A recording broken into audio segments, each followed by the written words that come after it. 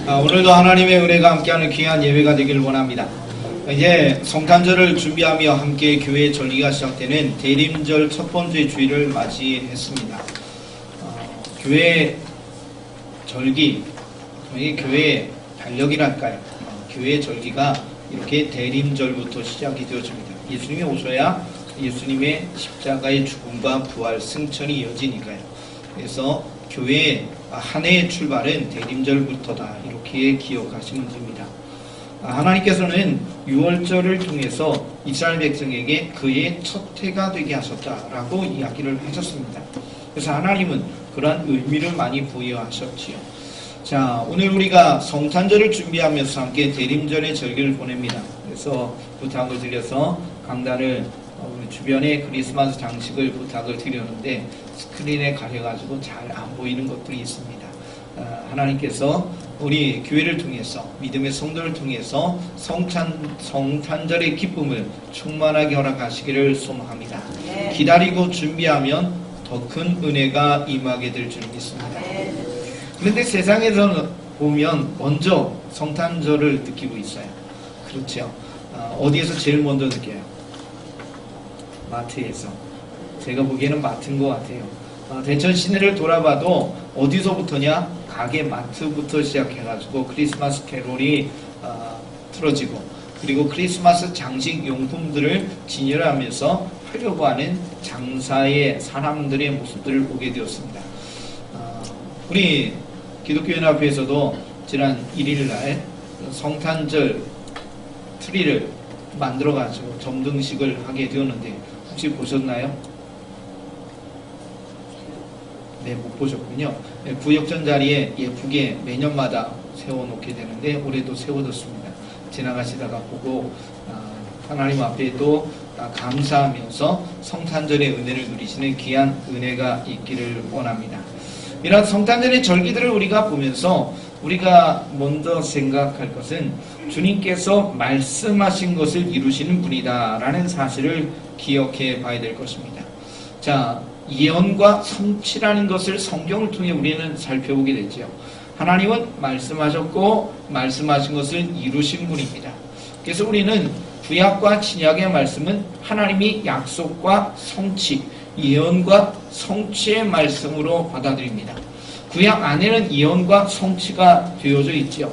그러나 전체적인 말씀은 예수님에 대한 예언의 말씀을 우리가 기억해 보게 되고요. 그러면서 이제 신약에는 오신 예수님에 대한 이야기와 다시 오실 예수님에 대한 이야기가 기록이 되어져 있습니다.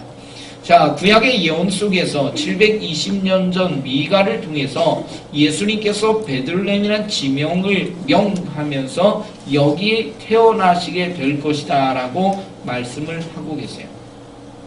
자, 우리의 주님께서는요 720년 전에 미가의 하나님이 허락하신 은혜의 말씀을 통해서 이 지명을 이야기하셨습니다.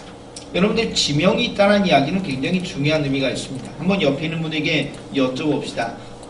태어나신 고향이 있으시지요? 고향, 물론 나는 몰라요 하는 분도 있을 수 있어요. 세상에는 그런 분도 있으니까요. 그러나 분명히 그가 태어난 장소는 있을 것입니다. 여러분, 태어난 장소가 어디예요? 저는 집에서 태어났는데 제 아이들은 병원에서 태어난 것 같아요.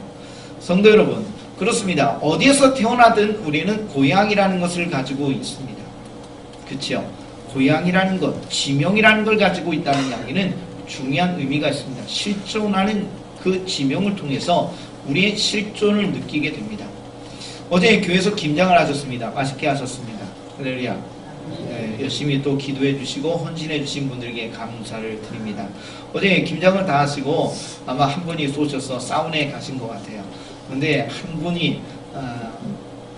한 분이 가족에서 찾아와가지고 찾으신 거예요. 한 분을. 그래서 우리 박정우 권사님을 찾으러 가족이 오셨더라고요. 어디 가셨냐고, 사우나 가셨다고, 어디냐고 하면서 이제 말씀을 하는데 조카분이 예산에서 왔대요. 그래서 조카 예산? 쭉 이렇게 하고 보니까 조카 사위인 것 같은데요. 조카 사위가 예산분이라니까 제가 귀가 열리잖아요. 제가 예산 사람이니까. 제가 여쭤봤어요. 예산 어디서 사시냐고 그랬더니 예산 초등학교 옆에. 그러냐고. 저희가 예산초등학교 66회 졸업했다니까 그분이 대뜸 나는 58회입니다 그러잖아요. 아이고 선배님하고 인사했습니다. 네, 선배님이 계시더라고요. 성도 여러분, 우리가 어떤 지명을 들으면 반가워요. 그렇죠? 나와 연관된 지명이라면 굉장히 반갑죠. 그런데 그 지명을 통해서 내가 거기에 실제 존재했다라는 이야기를 하게 된 겁니다. 내가 몇 년 전에 거기서 살았어. 내가 어디에서 태어났어. 그런 삶에 대한 여정들을 우리는 사건들을 지명을 통해서 풀어갑니다. 그래서 성경에 등장하는 지명적인 이야기가요, 그냥 쉽게 지나갈 수 있는 것이 아니라 그 지명을 통해 하나님이 일하신 것들을 우리가 살펴볼 수가 있다는 겁니다. 그래서 성경에 오늘 예수님의 탄생의 장소를 베들레헴이다라고 이야기하신 거예요.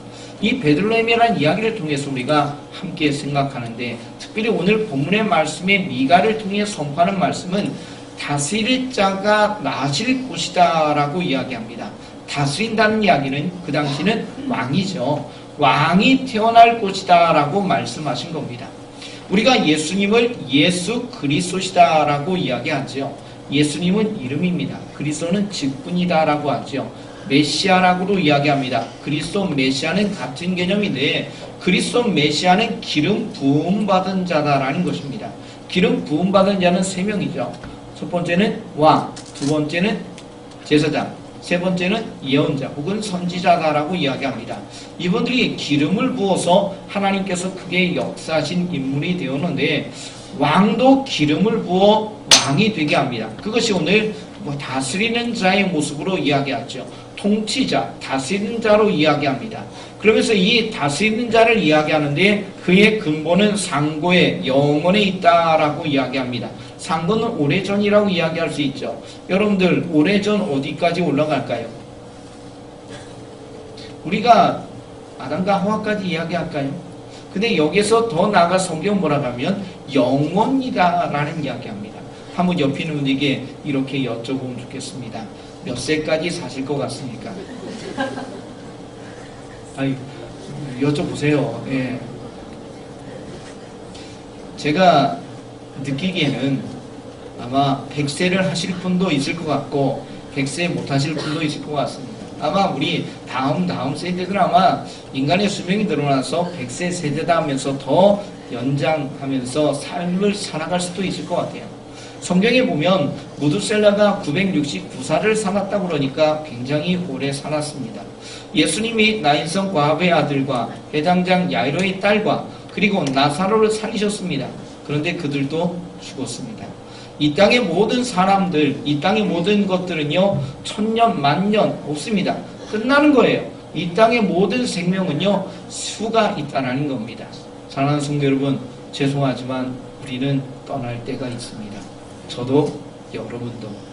할렐루야. 하나님 나라로 가게 될 줄 믿습니다. 자, 그런데 오늘 성경에는 영원이다라고 이야기합니다. 영원은 끝이 없는 거예요. 시작과 끝이 없는 것을 영원이다라고 이야기합니다. 자, 그러니 이 영원이라는 것은요, 사람에게 붙일 수 있는 것이 아니라는 이야기죠. 조선도 있고 고려도 있고 많은 것들이 있습니다. 그런데 이 모든 시간 속에 벌어진 것들은요, 끝이 있다는 거예요. 제가 운전하다가 들으니까 경기도가 1000년이 되어서 경기도 이름을 1000년 사용했다. 그러면서 몇 가지 이야기들을 하는 이벤트를 한다는 그런 광고를 들었습니다. 1000년 길죠. 근데 1000년 시작이 있었고 아마 끝이 있을 수도 있겠어요. 어떻게 될지 모르는 거예요. 이 땅의 모든 것은 영원한 것이 아무것도 없습니다. 영원히 없어요. 그런데 영원이라는 것은요, 누구? 하나님께만 붙일 수 있는 것입니다. 하나님의 속성이에요. 영원은 사람에게 붙일 수 있는 것이 아니라 영원은 하나님께만 붙일 수 있는 속성입니다. 그래서 오늘 본문의 말씀에 이 다스릴 자에 대한 이야기, 그리고 나서 상고의 영원이다라는 이야기는 결국 뭐냐? 왕이신데 하나님이심을 고백하는 이야기입니다. 오늘 미가가 예수님의 탄생 720년 전에 선포합니다. 메시아가 이 베들레헴에서 탄생하게 될 터인데 그 메시아는 다스리는 왕이시다. 그런데 그의 근본은 어디냐? 상고다, 영원이다 하면서 무엇을 이야기하냐면 그분이 메시아신데 그분이 우리를 다스릴 자신데 그분은 하나님이십니다 라고 고백하는 것입니다. 사랑하는 성도 여러분, 이렇게 예수님의 탄생을 720년 전에 하나님 되심을 고백하며 이 땅에 오실 분을 이야기하면서 베들레헴이라는 지명을 이야기하셨습니다. 여기서 한번 질문해 볼 필요가 있을 것 같아요. 이스라엘의 지명 여러분들이 많은 곳을 알고 계시죠? 어디 아세요? 베들레헴. 베들레헴 오늘 얘기하니까 베들레헴. 네, 베들레헴 또 예루살렘도 있고. 네, 갑자기 성경 퀴즈가 되는 것 같아요. 여러 지명도 있을 거예요. 가버나움도 있고, 가나도 있고, 여러 여리고도 있고, 우리가 수많은 지명을 이야기할 수 있을 거예요. 자, 그런데 그 수많은 지명들 속에서 어디? 베들레헴. 왜 유독 베들레헴이라는 장소를 지명하여 그것도 720년 전에 미가를 통해서 예언하셨을까? 한번 생각해 봐야 되지 않을까요? 왜 유독 베들레헴이었을까? 저는요, 이 말씀 보면서 왜 예수님이 베들레헴이라는 장소에 태어나셨을까? 다른 지역도 많은데 그런 생각을 해봅니다. 자, 그 힌트를 어디서 보냐면 마태복음 1장 1절에서 찾게 됩니다. 거기에 뭐라고 써있죠? 예수님을 아브라함과 다윗의 자손으로 소개하고 있습니다. 자, 아브라함의 자손이라는 것은 유대인이죠. 이거는 뭐 유대인들에게서 다 속한 것인가 일단은 넘어가고, 그 다음이 다윗입니다. 다윗과는 하나님께서 특별한 언약을 하셨는데 그 언약을 소금 언약이다 라고도 표현합니다. 소금은 변하지 않는다는 의미를 가지고 있어서 소금 언약이다 라고 이야기하죠. 하나님이 다윗에게 약속하셨는데 이 약은 변개치 아니고 하나님이 반드시 이루실 것이라고 이야기합니다. 그것을 소금 언약이라는 표현으로 이야기하는데, 하나님이 그 왕조를 축복하시고 그 왕조를 통해서 구원의 역사를 허락하시겠다고 하나님께서 다윗에게 약속을 해 주셨습니다.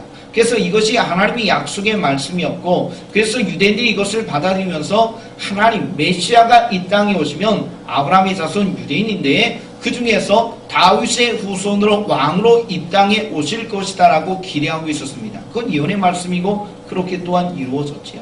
그래서 유대인들에게 있어서, 마태복음 유대인들에게 쓴 말씀이니까 유대인들에게 있어서 메시아됨을 증명하려면 다윗의 자손이어만 되어야 된다는 겁니다. 다윗의 자손이 아니고 왕족의 후손으로 이어지지 않는다면 유대인들은 메시아로 인정할 수가 없는 겁니다.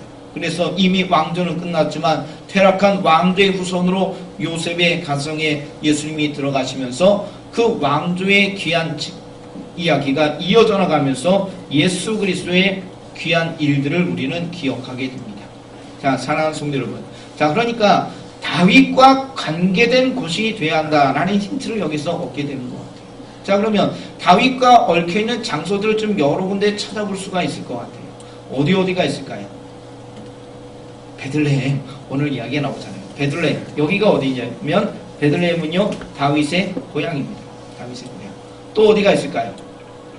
저는요 여러 군데가 있지만 세 군데를 찾아봤습니다. 베들레헴, 그리고 헤브론, 그리고 예루살렘입니다. 헤브론의 지명은 갈렙이라는 인물을 통해서 하나님이 유대 땅에 허락을 해주셨습니다. 갈렙이 누군지 아시죠? 여호수아 갈렙. 의로운 고백을 해서 하나님이 여호수아와 함께 가나안 땅에 들어가 정복하게 되는데 7년 정복 전쟁과 함께해서 하나님이 그에게 은혜를 주셔서 하나님께서 그를 통해서 약속하신 땅을 내게 주시겠다라고 말씀하셨기 때문에 이 여호수아에게 부탁합니다. 저 땅 내게 주신다고 말씀하셨으니까 이 산지를 내게 수수하면서 소망하면서 나아가서 그 땅을 점령했는데 거기가 헤브론입니다. 그래서 이 땅이 점령된 이후로 유대 땅이 되었는데 그 이후에 다윗에게 하나님의 은혜를 베푸셔서 이스라엘이 왕이 되게끔 하시겠다고 말씀하셨지만 이미 사울 왕이 통치하는 시대였습니다. 그래서 사울 왕이 세상을 길과 전투에서 떠나고 나서 전사하고 난 다음에 그의 아들이 또 왕이 되니까 하나님께서는 유대 백성들, 유다 족속을 통해서 유다의 왕으로 등극하게 하셨는데 거기가 어디냐면 헤브론이라는 장소입니다.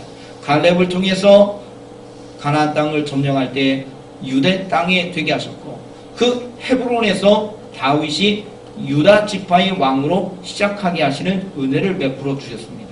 그리고 난 다음에 그가 통일 왕국의 왕이 되면서 이제 헤브론에서가 아니라 모든 민족을 통치할 수 있는 장소를 찾다 보니까 가나안 사람이 살고 있는 예루살렘이었습니다. 그래서 그 예리고 성을 점령하고 그 지역을 정치적인 중심지로 만들고 그 이후에 하나님 앞에 종교적인 중심지로 만들고 그리고 이를 인해서 언약궤를 모셔오고 여러분이 알고 있듯이 그 아들을 통해 하나님이 약속하신 대로 솔로몬을 통해서 예루살렘 성전을 허락을 해 주셨습니다. 그래서 다윗에게 중요한 장소적인 이야기를 찾아보라면 그가 탄생한 베들레헴 그리고 첫 번째 왕이 됐던 유다의 왕이 됐던 헤브론 그리고 통일 왕국의 왕으로 통치했던 예루살렘 이 세 지역을 특별하게 저는 꼽을 수 있는데요. 근데 왜 하나님이 예루살렘과 같이 영화로운 곳이 아니라 베들레헴 초라한 곳이 되게 했을까? 오늘 본문의 말씀에도 그런 이야기하죠. 베들레헴 유브라다야. 유다 족속 중에서 뭐라고요? 성경에 뭐라고 써 있어요? 작을지라도 작다는 얘기예요. 떡집이라고 하는 이 베들레헴 작은 곳이에요. 적은 곳이에요. 그런데 하나님께서는 이 작은 곳에서 이 땅에 메시아가 탄생케 하시는 놀라운 은혜를 허락을 해주셨다라는 사실을 기억해 봅니다.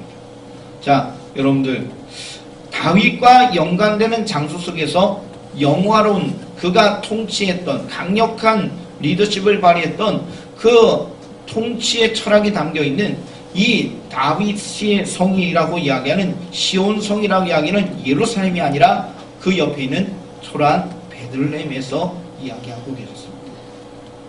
여기서 이제 예수님이 탄생한 720년 후로 돌아가 봅시다.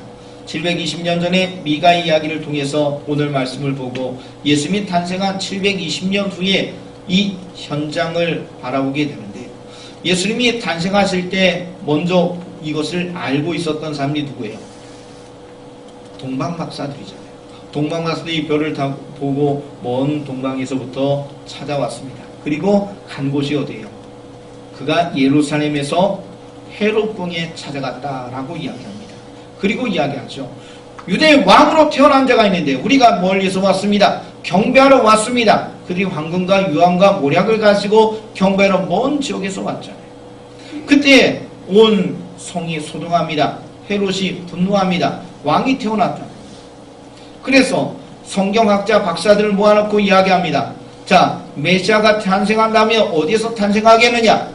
그래서 그들이 꼽은 곳이 어디 있느냐? 베들레헴입니다. 왜냐하면 오늘 본문 미가 5장 2절의 말씀의 예언의 말씀을 그들이 알고 있었기 때문에 이 말씀을 인용해서 베들레헴에서 예수께서 탄생할 것이다. 메시아가 탄생할 것이라 해서 그들이 이야기를 하게 되고 그 이야기를 들은 동방박사들이 나왔을 때 별이 다시 그들에게 보여서 그들을 베들레헴으로 인도했고 그래서 그들이 여기까지 찾아왔던 목적대로 아기 예수님의 탄생을 경배하며 하나님 앞에 영광 돌리게 되었죠. 사랑하는 성도 여러분, 베들레헴에서 벌어진 이 사건을 우리가 바라보면서 한 번 더 생각해 봅시다. 자, 사람들은 생각했어요. 어디를 생각했냐면 성이에요. 동방박사들이 별을 쫓아오다가 결국 간 데가 어디냐면 사람의 생각은요 당연합니다. 한번 여러분이 여쭙게요. 왕이 태어납니다. 어디에서 태어날까요? 왕국에서 태어나는 거예요. 그건 너무너무 자연스러운 거예요. 아니 왕이 태어나면 왕이 될 사람이 당연히 왕궁이 있는 곳에 태어나겠죠. 이게 동방박사들이 생각했던 이야기예요. 그런데 우리 주님은 그것과는 전혀 달리 작은 베들레헴에서 그것도 마구간에서 태어나셨다는 것을 우리가 알고 있습니다. 자, 여기에서 지명적인 이야기로 다시 돌아갑시다. 예루살렘 아니었고요. 어디였냐면 초라한 베들레헴이었습니다. 만약에 우리 예수님께서 예루살렘에서 탄생하셨다. 그러면 헤롯궁에서 탄생하셨겠죠. 예언의 말씀대로 다윗의 왕가로 이어지지 않습니다. 죄송하지만 헤롯은 유대인이 아닙니다. 에돔 족속의 후예거든요. 그는 이 왕에 대한 정통성이었기 때문에 유대인들에게 이 왕권에 대한 도전들을 많이 받고 있었습니다. 로마의 분봉왕으로 정치적으로 수완으로 돈을 주고 왕이 된 인물이기 때문에 이 사람은 이 왕권에 대한 도전들을 많이 받았습니다. 그래서 유아를 학살하게 된 사건이 예수님의 탄생에 대한 이야기를 통해 유아를 학살을 하게 된 이유가 이러한 왕권에 대한 도전으로 이해했기 때문이라는 거죠. 자, 그렇습니다. 만약에 예수님께서 정말로 왕국에서 태어났으면 이미 이거는 예언의 말씀의 성취가 아니죠. 그리고 만약에 이 헤롯 왕이 아니라 어떤 왕국에서 태어났다면 예수님의 사역의 길들이 아마 달리 보였을 겁니다. 예수님은요, 이 땅에 병든 자, 아픈 자, 힘없는 자, 고통당하는 자, 억압받는 자, 눈먼 자, 저는 자, 모든 사람들을 향해서 이 땅에 오셨습니다. 죄송하지만 정치인들이 선거 전에는 우리를 찾아옵니다. 그런데 정치를 당선되고 나서 정치를 할 때는 우리가 찾아가기 어렵습니다. 동의하시나요? 네, 죄송합니다. 정치하시는 분들한테. 그런데요, 마찬가지예요. 왕이 되었다. 왕궁에서 태어났다. 사실 그 당시 신분적인 사회였으니까 더욱 심하게 예수님에게 모든 사람이 쉽게 다가갈 수가 없었을 거예요. 우리가 알잖아요. 인도에서 카스트제도에서요, 사람들이 학생이 학교에서 급식을 안 먹는데요. 왜 그랬더니 불가천적 이 사람들이 밥을 했는데 우리 같은 이런 사람들이 저 사람이 만든 밥을 우리가 어떻게 먹냐고. 학생이 밥을 안 먹는데요. 이게 지금 우리가 사는 시대 속에서 벌어지는 이야기라는 거예요. 자, 과거로 돌아갑시다. 예수님이 왕궁에서 태어났어요. 그러면 사람들이 예수님 앞에 나갈 수가 없어요. 예수님이 마구간에서 태어나신, 초라한 이곳에 태어나신 낮은 자로 오신 예수님이셨기 때문에 예수님이 예루살렘의 왕국이 아니라 초라한 작은 지역인 베들레헴의 마구간에서 오셨기 때문에 어느 누구든지 예수님 앞에 나아갈 수 있는 은혜가 되었습니다. 우리가 또 나누겠지만 예수님의 탄생을 제일 먼저 목격한 사람들이 동방박사가 아니라 목자였다라고 이야기합니다. 그 당시 목자들, 물론 그들의 조상이 목자였지만 그 당시에는 존경받지 못하는 자들이 목자였습니다. 그런데 그 목자, 낮은 자들이 예수님의 탄생을 제일 먼저 경배할 수 있었던 것은 주님이 어떤 분인가를 우리에게 이야기하신 거죠. 베들레헴의 마구간뿐만 아니라 예수님께서 목자들을 통해 최초의 경배를 받으신 모습을 통해서 예수님이 베들레헴에서 탄생하신 그런 의미를 다시 한번 생각하게 하고 있습니다. 주님은요, 어느 누구든지 어떤 사람이든지 신분 고하를 막론하고 어떤 사람이라 할지라도 예수님을 만나고 예수님을 찾을 수 있도록 하나님께서는 우리에게 오시게 된 줄 믿습니다. 그래서 예루살렘이 아니라 그래서 예수님은 베들레헴에서 탄생할 것이다. 미가를 통해 720년 전에 예언하셨고 그리고 720년 후에 그 예언의 말씀대로 베들레헴에서 탄생하셨습니다. 예수님이 그렇게 우리에게 오시게 되었죠. 낮은 자의 모습으로. 다시 성경을 잘 살펴봅시다. 주님은요, 영원하신 분이에요. 주님은 하나님이십니다. 아니, 왕국에 태어난 것, 이것도 아무것도 아니에요. 하나님 입장에서는. 그런데 하나님이 누릴 수 있는 모든 것을 다 내려놓으시고 이 땅에 낮고 낮은 자로 오셔서 우리를 위해서 십자가의 고난과 죽음을 당하시고 우리를 구원의 길로 인도해 주셨습니다. 그래서 예수님은 예루살렘이 아니라 마구간인 이곳, 마구간이 있는 베들레헴에서 오시게 된다라고 말씀하신 거죠. 우리에게 오신 그 주님을 바라보면서 하나님 앞에 감사할 수 있는 믿음의 성도가 되시기를 원합니다. 하나님의 본질을 다 내려놓으시고 빌립보서의 말씀대로 인간의 몸으로 오신 주님의 은혜에 감사하시면서 주님 오심에 감사하시고 다시 오실 예수님을 기대하시면서 이번 성탄절을 맞이하시는 우리 모든 성도 되시기를 간절히 축복합니다. 기도드리겠습니다. 영혼의 말씀대로 우리 주님이 오셨습니다. 그런데 유독 베들레헴으로 오셨습니다. 예루살렘이 아니라 왕으로 오신 예수님이 초라하게 베들레헴의 마구간에 오셨습니다. 그분이 오셨기에 우리는 하나님 앞에 나아갑니다. 주님이 왕으로 오셨고 왕국에서 태어났다면 어느 누가 그렇게 쉽게 찾아갔겠습니까? 어떤 특별한 사람들, 귀족들, 특별한 어떤 사람들만이 찾아갔겠지요. 주님이 마구간에서 베들레헴에서 탄생했기에 어느 누구든지 병든 자, 죄 있는 자 모든 사람이 하나님 앞에 나아갈 수 있었던 것을 믿습니다. 주님, 이렇게 오신 주님을 찬양합니다. 하나님의 본체를 영원하신 분이 다 내려오시고 인간의 몸으로 오셔서 우리를 구원하신 주님의 은혜에 감사하며 성탄절을 기다리고 준비하며 감사하게 하여 주옵소서. 다시 오실 주님을 기다리게 하여 주옵소서. 예수님의 이름으로 기도드려옵나이다. 아멘.